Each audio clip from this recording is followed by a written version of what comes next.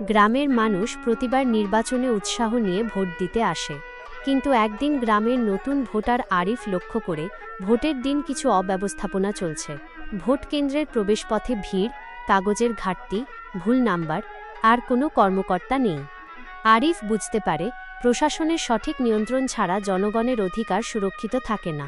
সে ঠিক করে সচেতনভাবে কর্মকর্তাদের সঙ্গে কথা বলে, অন্যান্য ভোটারদের সাহায্য করে।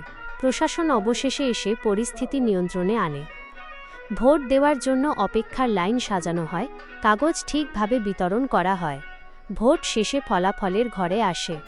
সঠিক প্রশাসন ও দায়িত্বশীল কর্মকর্তাদের কারণে গ্রামের সব ভোটই সঠিকভাবে গণনা হয়। গল্পের মূল শিক্ষা: সচেতনতা।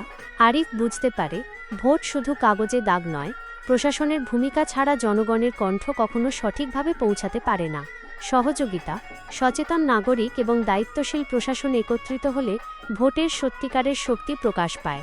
ভবিষ্যৎ পরিকল্পনা। আরিফ নিজের মনে মনে ঠিক করে পরের নির্বাচনেও নিজে সচেতন থাকবে